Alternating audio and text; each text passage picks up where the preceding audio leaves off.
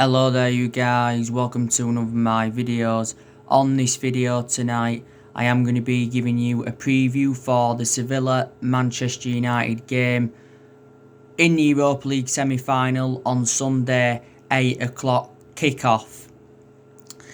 Now obviously this is our third semi-final this season, because obviously we did progress to the EFL Cup semi-final and we also progressed to the FA Cup semi-final, and it is also our second European semi-final since Alex Ferguson's retirement.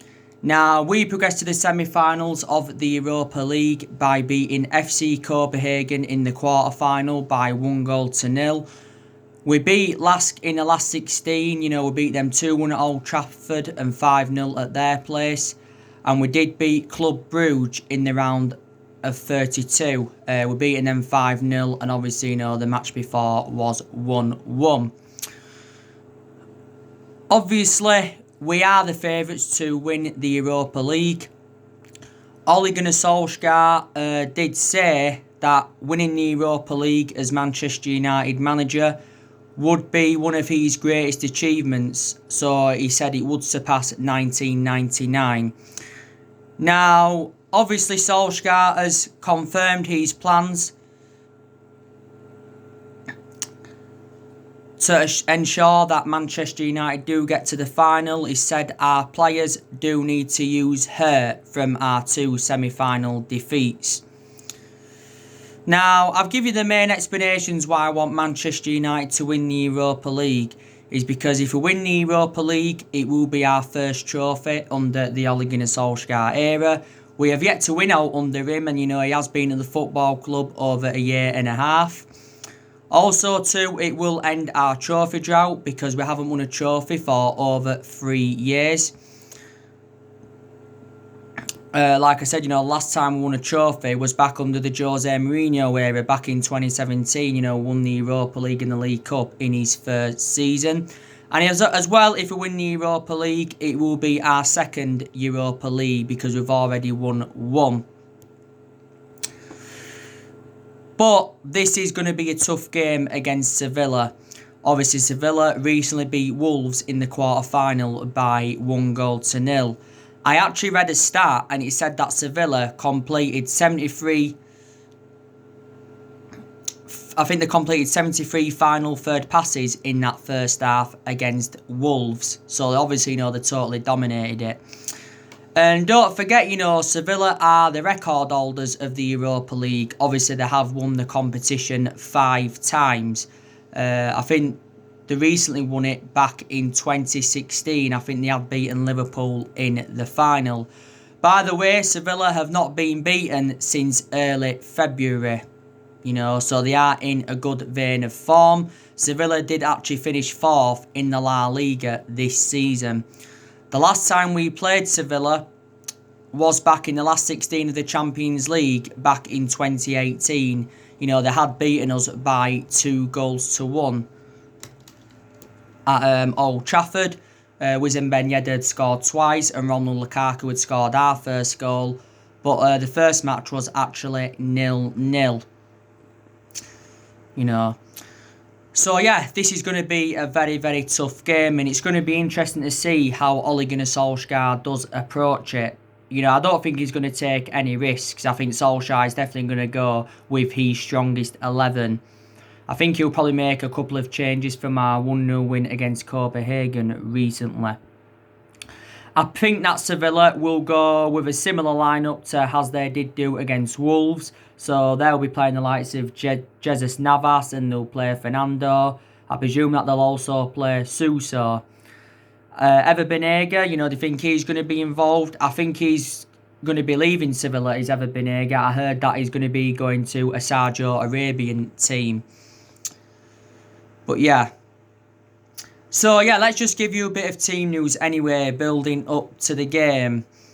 So Solskjaer's got a decision to make on Sergio Romero and David De Gea.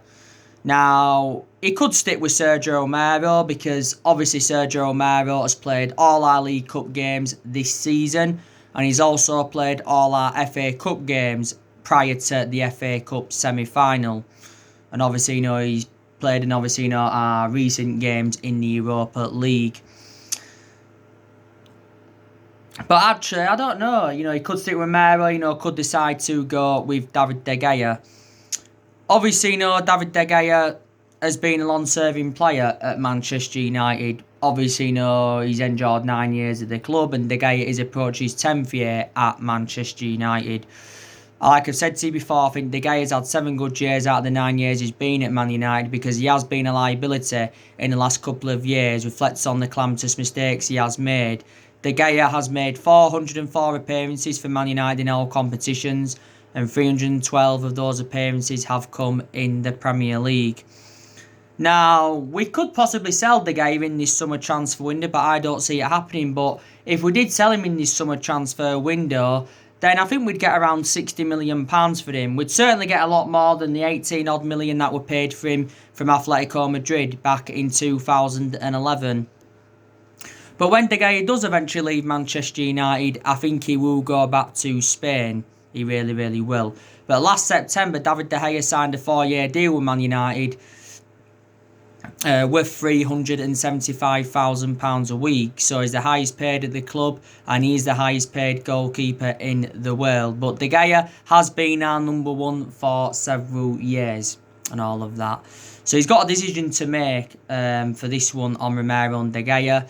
I want Solskjaer to make Dean Henderson our number one goalkeeper for next season. Whether Solskjaer does this or not, I do not know, because Solskjaer did recently say that Dean Henderson is not yet ready to become number one.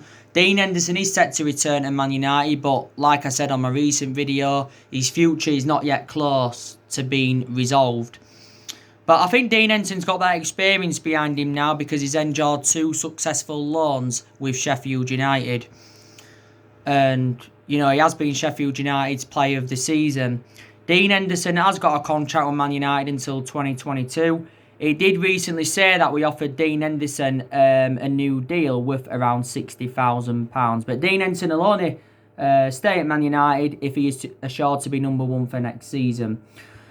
Now, Victor Lindelof, I think he's going to start this game against Sevilla on Sunday. Victor Lindelof hasn't been getting starts recently in the Europa League. Obviously, he has been coming off the bench. So I think Lindelof will definitely come in for Eric Bailly. Lindelof, his season's been up and down, hasn't he? He's had some good games for Manchester United, and he's also had some bad games. In his good games, he's showed that ability to play out from the back. He's looked very effective in the air. He's made vital interceptions. But in the games where he's been bad, he's took far too many touches at the back. In some games as well, looked far too exposed when teams have been counter-attacking. Victor Lindelof is definitely not on Harry Maguire's level. He's enjoyed 3 years at Man United. Obviously, we got Victor Lindelof back in 2017 from Benfica for around £30 million. Also, too, I expect Nemanja Matic to start this game against Sevilla, because he's been getting rest recently. He hasn't been getting starts in the Europa League. Matic, I thought towards the end of the Premier League season, he did make a fantastic impact.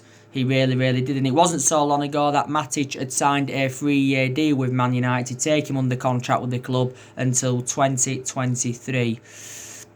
Obviously, for the vast majority of the Premier League season, though, Matic weren't getting starts, because obviously Fred and McTominay were getting there ahead of him. Obviously, Matic has enjoyed 3 years at Man United. He has made over 100 appearances for the club since his arrival, and we did get him from Chelsea back in 2017 for, I think we got him in a deal worth around £40 million. Brandon Williams, he will obviously keep his place at left back, because obviously Luke Shaw is out with an ankle injury. Luke Shaw is expected back for next season. I think that Luke Shaw will remain our first choice left back, because obviously Luke Shaw is more experienced than Brandon Williams. I think probably in the next year or two, Williams will become our first choice left back and that. But Williams has actually done very, very well so far in the Europa League. But I think overall he's enjoyed a very, very good season for Man United. Don't forget, the other week, Brandon Williams had signed a 4-year deal with Manchester United to keep him under contract with the club till 2024, and there's also an option of a further year. Williams has just said when he gets given his chances, he wants to give 100%. You know, he wants to keep fit, obviously, and he just wants to keep improving and all of that. But I think the only two players that have started our last 3 games anyway is Brandon Williams and Harry Maguire. You know, so there you go. I expect Bruno Fernandes to obviously start this game. I really, really do. Obviously, Bruno Fernandes has come out and said that, Man United winning the Europa League is a stepping stone, because he knows it'll give, Man United a lot of confidence to go and achieve bigger things, if we do win the Europa League. And I think Bruno Fernandes, has enjoyed a fantastic start to his Manchester United career. He really, really has. Obviously, he's won Player of the Month 3 times as Bruno Fernandes. He won it in June, was it? He won it in March, and he also won it in February. I think Fernandes has got 11 goals in all competitions for Man United since his arrival from Sporting Lisbon. But definitely the best player we've recruited in, since the Alex Ferguson era. He was the one that scored in the quarter-final against Copenhagen in extra time. Bruno Fernandes did score the penalty. I can see Paul Pogba also starting this game against Sevilla. I've already given you news on Paul Pogba earlier on this week. He did actually say on Tuesday that there was going to be a big announcement on Wednesday. I think it was something to do with a Call of Duty thing. Paul Pogba is expected to sign a new contract with Manchester United, but I think contract talks are set to begin after the Europa League. I think, we're looking to get Paul Pogba, is it like a 3-year deal or something like that? He did actually say a couple of weeks before the season finished that Paul Pogba was close to signing a 5-year deal with Man United. Obviously, you had Fabrizio Romano, who's a very reliable Italian journalist. He came out and said that, Pogba wants to stay at the football club. And he said that, he is happy at Manchester United. And it said that we will enter negotiations with his agent, Mini Raiola, over getting him a new contract at the club. Solskjaer's confirmed that Pogba wants to stay. And as it stands at the moment, Pogba's just got under a year left on his Man United contract, but the club do have an option to extend it for the further year. Pogba's our most expensive signing at the moment because we paid £89 million for him. For the vast majority of the Premier League season, didn't really have a perception on Pogba because obviously he was out with that ankle injury. And he sustained a few injuries as a Man United player. But I thought towards the end of the Premier League season, Paul Pogba did make a fantastic impact. He really, really did. And I'm glad that we're keeping him at the club because obviously, we'd have found it hard to find a replacement of Paul Pogba's calibre. But, was it around this time last year, you had Paul Pogba coming out saying that he wanted to leave Manchester United because he was seeking for a new challenge and that. And last year and that, he was relentlessly linked to a move to Real Madrid. Obviously, there was a lot of narratives about him possibly going back to Juventus. Obviously, Paul Pogba did enjoy 4 good years with Juventus. PSG, Barcelona and Inter Milan were also in for him before. Paul Pogba so far at the football club has won 2 trophies, and that was the Europa League and the League Cup in his first season at Manchester United. Don't forget as well, we had Pogba when he was a lot younger under the Ferguson era, but we had to let him go due to limited appearances. We let him go on a free transfer. But Pogba's agent, Mini Raiola, we have been very, very critical of him since the turn of the year. Because Mini Raiola earlier on this year publicly come out and criticised Solskjaer and Manchester United and that. So yeah, I think he will be starting this game. But I think Pogba's combination with Bruno Fernandes has been absolutely exceptional. It really, really has. I also expect Martial obviously to start this game. He'll be playing up top. Obviously, throughout the course of this season, Anthony Martial has been playing in that number 9 role. So he has been playing century. But that actually is in his predominant position. But, he's looked very, very effective throughout the course of this season. Martial, obviously, I think got man of the match for our game against Copenhagen recently. Had some very, very good chances in the game. Was denied by Johnson a few times. So Martial, should have got his name on the score sheet, but he was the one that did win us the penalty. Martial's endured 5 years with Manchester United. I think he's endured 2 good seasons. He's done well this season under Solskjaer. I think he's got like 23 goals in all competitions, and he did well in his debut season under the Louis van Gaal era. Obviously, we got Martial for around £36 million from Monaco. We did. Marcus Rashford, I expect him to also start this game. Now, I thought Marcus Rashford was very, very poor against Copenhagen. You can say he improved in the second half a bit. But, you saw me give him a low rating. And Rashford, I don't think he's had the best of seasons for Man United. Obviously, didn't make a best of impacts at the start of the season. Then, obviously, Rashford was out with that back injury for a while. And then towards the end of the season, I thought he improved a little bit. Throughout the course of this season, Rashford's been playing out wide. Obviously, Rashford's been at the club for several years because Rashford's been a United player since the age of 7, and he has been in our senior squad since 2016. And since then, though, he has become an integral part of our team.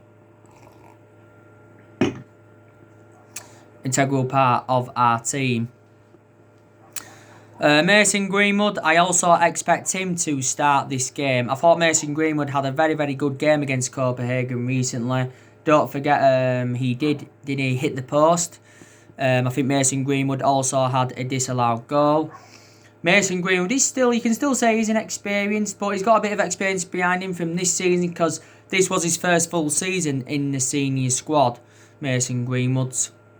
But he's definitely the foreseeable future for Manchester United. Mason Greenwood did make his full debut for the football club in a 2-0 defeat to Cardiff at the end of, was it the 2018-19 season, if I'm right? Yeah. I think, Fred could be also involved in the game. I think also too Scott McTominay could be involved in the game. Fred has enjoyed a pretty good season for Manchester United. He really, really has.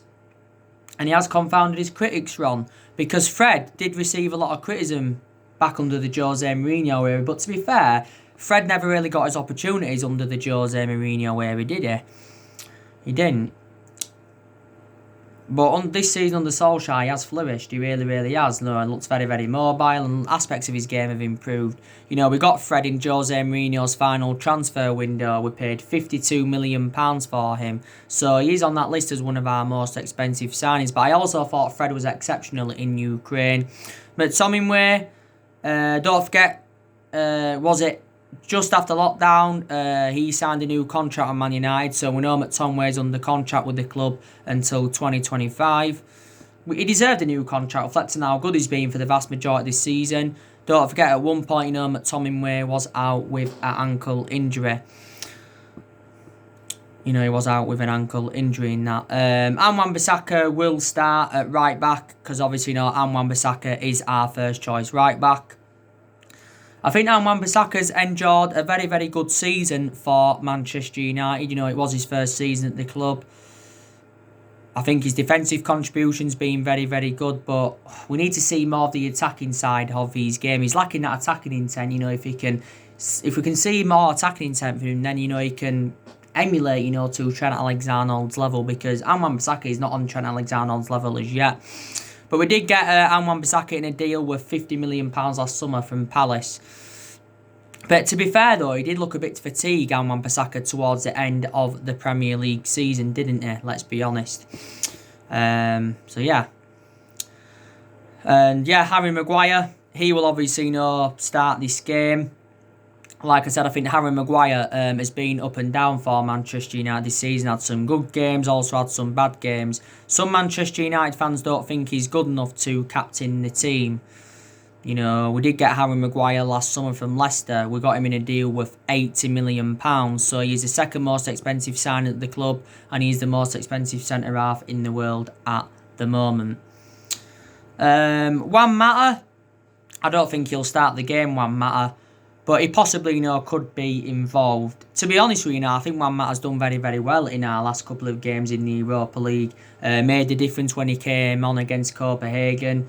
Also in the 2-1 win against Lask in the last 16. He did get both of the assists. Did Juan Mata. And I know that Juan Mata now doesn't get a lot of chances, but when he does, he still makes a fantastic impact. Obviously, this has been Juan Mata's 6th year at Manchester United. Obviously, we got him from Chelsea back in 2014 for just under £40 million. But he still does make an impact when he gets given his chances. He has made over 200 appearances for Man United in all competitions. Jesse Lingard could be involved, but I don't expect him to start this game. I really don't. Jesse Lingard didn't start against Copenhagen, did he? But, he did come off the bench. But Lingard did score in the game against Lask when we beat them 2-1. And I thought he had a good game in that one. He also scored in the game against Leicester on the final day of the Premier League season. So when Lingard did score in that game against Leicester, that was his first goal for Manchester United since Ole Gunnar Solskjaer's first game in charge. Like I said, we have got a lot of good young players coming through. Obviously, Ethan Laird got recently promoted into the senior squad. He's an option at right back. Is Ethan Laird, isn't he? There was talk saying that he could have played, during this Europa League campaign. Obviously, hasn't happened as yet. Obviously, we've got that Ethan Galbraith. I don't think he's played any part in this Europa League yet. We've got Tahith Chong. Obviously, he has played a few times in this Europa League as Tahith Chong. We've also, got Dylan Levitt. Don't think he's been involved yet. James Garner, he hasn't been involved during this knockout stage. Diego Dalot, I don't think, he'll be involved. Diego Dalot didn't play any part against Copenhagen. Also didn't play any part against Lask in the second leg. Diego Dalot just is not getting enough chances at Manchester United. He's only made 11 appearances for Man United in all competitions this season. Obviously, only made one start in the Premier League. But Dalot did have back-to-back injuries earlier on in the season, didn't he? Don't forget. Don't forget and that. But yeah, Solskjaer is going to go with a strong starting 11. He really, really is. Like I said, the only injuries we've got is obviously, Phil Jones. He's out. He's going to be out till the new season, I think. Obviously, Alex Tuanzebe is out as well. And like I said, Luke Shaw is out. Fossa Mensah, he's obviously now back from injury. He played a couple of our league games towards the end of the season. Don't forget, he did play against Crystal Palace. That was his first appearance for over 3 years. And played in the 1-1 draw with West Ham and that. But yeah, unlikely, that Fossa Mensah will be starting. But I am really, really looking forward to this game. I really, really am. But big decisions have got to be made in this summer transfer window from Solskjaer. What obviously players we're going to recommend in, and obviously what players we are going to get rid of. Solskjaer has already outlined his transfer plans. He's obviously instructed our board to go and get his preferred targets.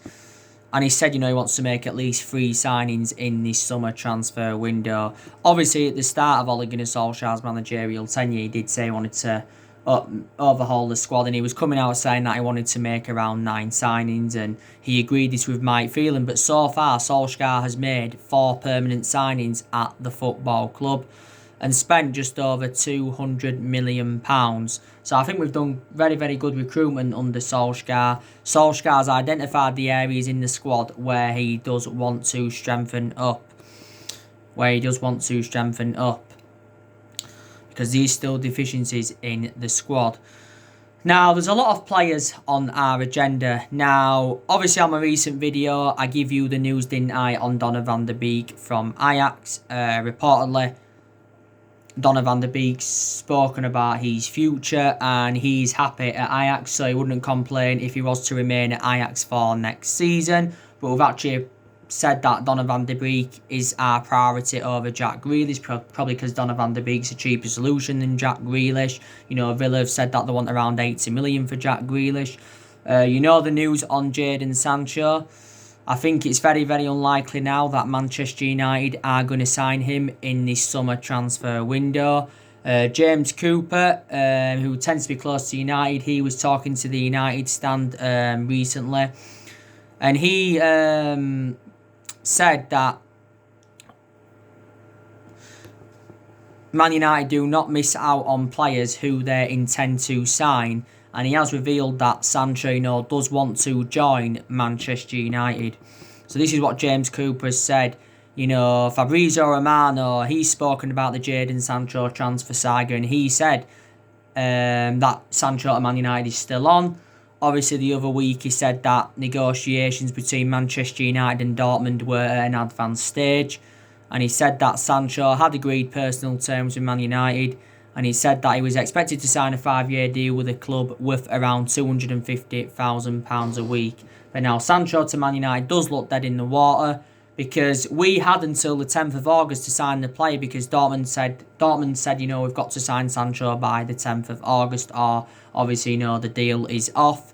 You had Borussia Dortmund's CEO recently coming out saying that, Sancho's staying at Manchester United, he's not staying at Dortmund, and he's not coming to Man United. And Borussia Dortmund sporting director Michael Zorg, he came out and said that he's not coming to Man United, he's staying at Dortmund, and the decision is final. And they also secretly revealed that they did extend Jadon Sancho's contract and that. But obviously, we are now looking at alternatives to Sancho. But he's our number one priority target. But we do feel as though he's too expensive, because Borussia Dortmund's valuation is around £108 million, and they're looking for around 90 million up front. We're looking to get a centre-half in. Obviously, Kalidou Koulibaly is on our agenda. Obviously, we've been trying to get that Gabriel Magalhaes from Lille. So there's been a few centre-halves on our agenda, because we need someone to go alongside Harry Maguire in our back line. Like I said, Solskjaer's got a goalkeeping decision to make, because he did say prior to the Copenhagen game he's facing a goalkeeping dilemma, like I mentioned earlier. But so many players on our agenda. But Solskjaer actually worked out his transfer strategy earlier on in his managerial career, and he did actually say that he wants to recruit young British talents to Man United, like he did do in the summer of 2019, which was, of course, last summer.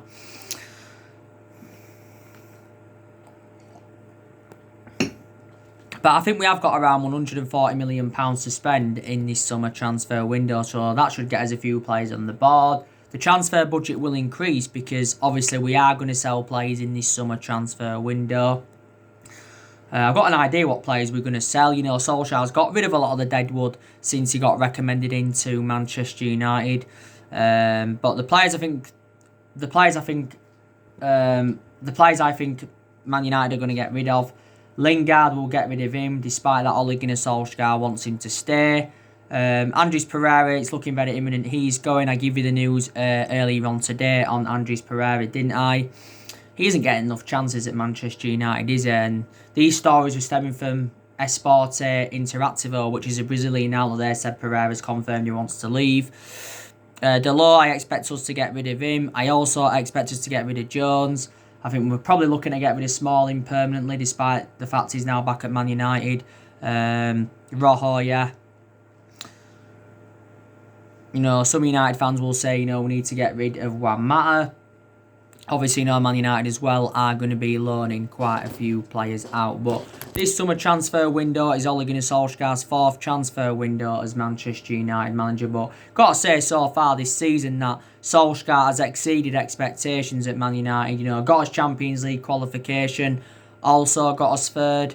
We got to 3 semi-finals, like I mentioned. And you wouldn't have thought he'd have exceeded expectations, because obviously, earlier on in the season, we enjoyed our worst start ever to a Premier League season for 30 years. And at that point, Solskjaer was close to getting sacked as Manchester United manager. But this was Solskjaer's first full season at the club.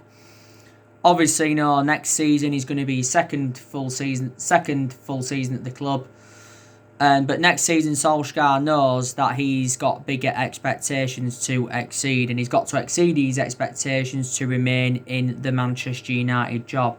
Like I said, our expectations next season will be to challenge for the Premier League title, because we have got to spend money to compete with the likes of Manchester City and Liverpool and all of that. But Solskjaer has been at the football club now over a year and a half, so he has been here now for quite some time. I just think it's going to be hard for any manager, to replicate Ferguson's legacy.